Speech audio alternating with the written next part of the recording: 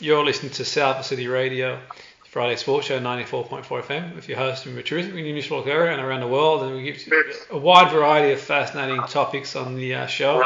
Today we're going to be speaking to television presenter and technology advocate Maggie Philbin, who's going to give us an idea on the long and storied history of broadcasting computer code celebrated for Code Week. Maggie, welcome to the show. Great to have you on board. Yeah, good to be here. Can you give us a bit of an insight into Code Week, please? Yeah, so Europe Code Week has been running for around 10 years, and the idea behind it is to encourage people of whatever age to take a dip in the water and understand the amazing ideas and products that can be brought to life with code. And there are resources available online. You can go into physical places and do workshops. But the key ambition behind Europe Code Week is we need to make sure that a really broad section of society understands the language which is underpinning most of the technology we're using today.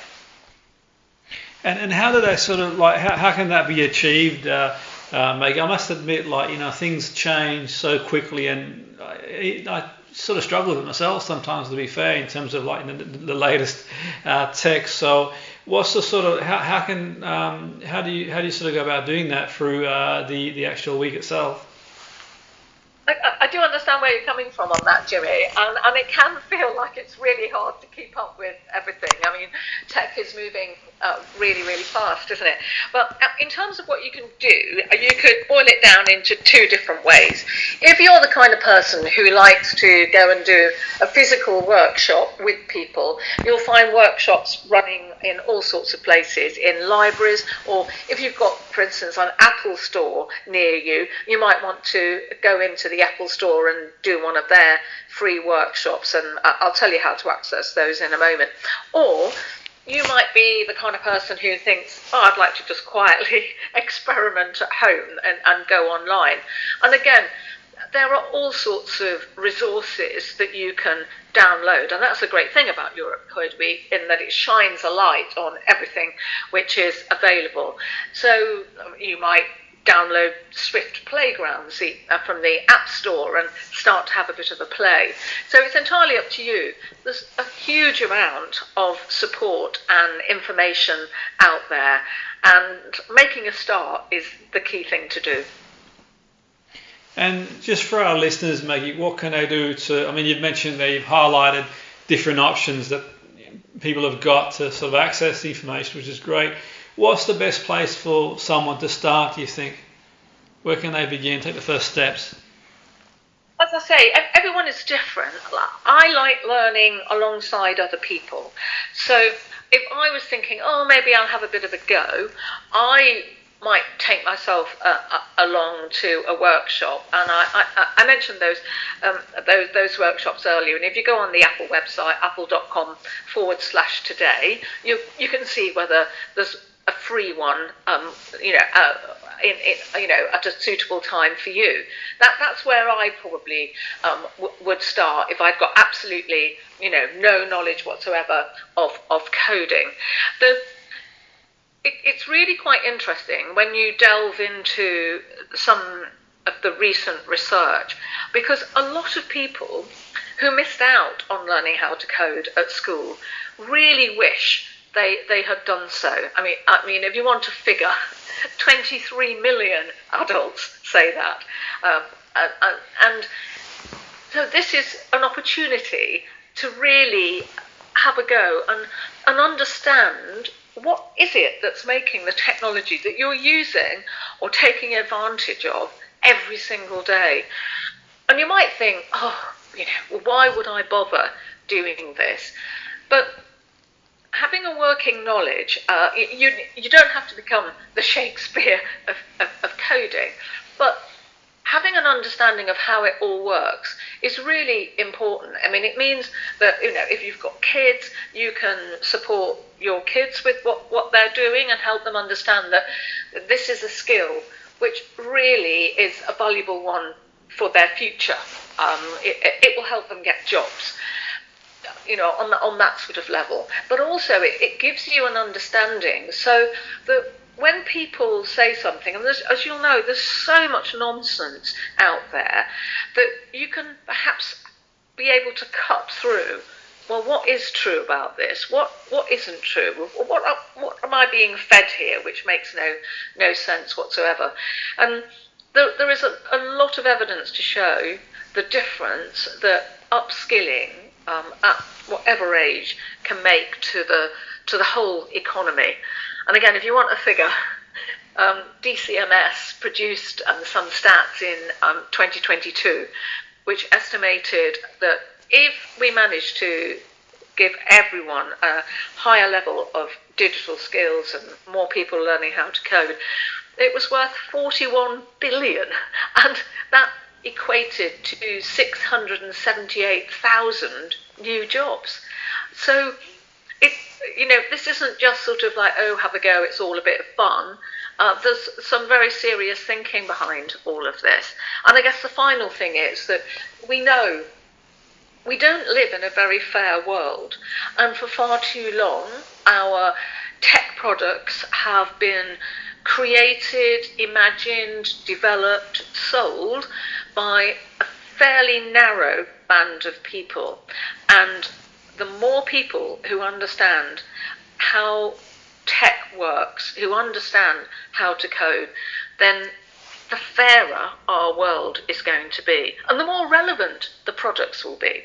No, absolutely. I see the importance of learning, and certainly not necessarily code, but a lot of things I've had to learn the last few years, notably through the pandemic. Using things like Teams and Zoom and all these other things to do lectures and other things. But with that, more and more gadgets keep getting added all the time. And I mean, you mentioned there sort of like school experience. When I went to school about 1,000 years ago, like the computers really were like something of the future, to be honest. And these days, like everyone seems to have, like a phone, and that can do pretty much everything for the person. But I mean, the point I'm trying to make here is that people are listening in, and I know this is for all ages, they might feel a bit apprehensive really about maybe, is there anything, I know it's probably outside the scope of the conversation, but if anyone listening thinking they'd like to learn more, but they might be a bit apprehensive to sort of like, to go along to a workshop and it's like a whole new world for them. Is there anything that sort of, any words of wisdom you can,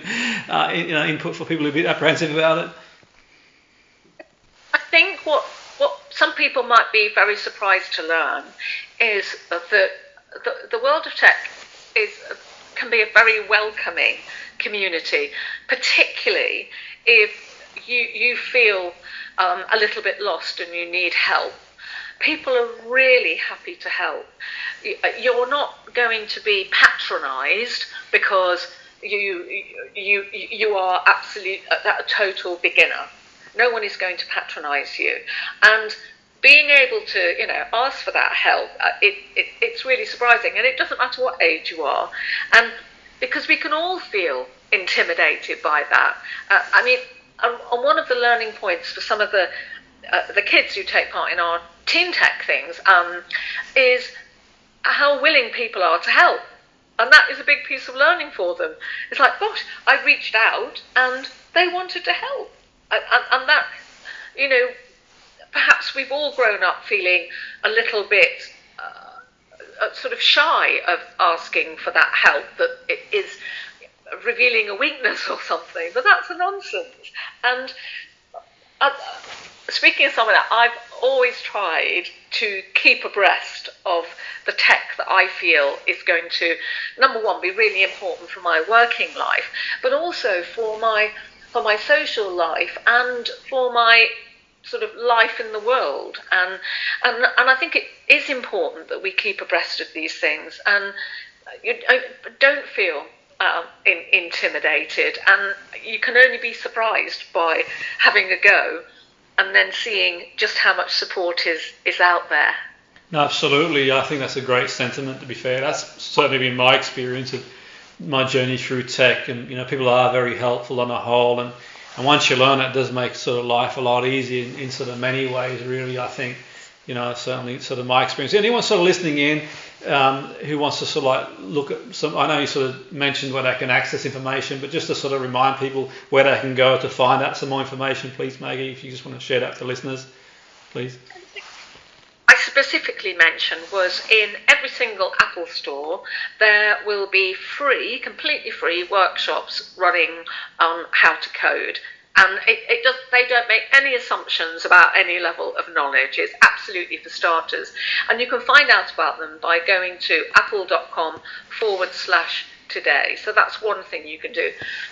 Download the Swift Playgrounds app and perhaps look at that with your children and your grandchildren and work on something together. It's a really easy inroad into building products using code.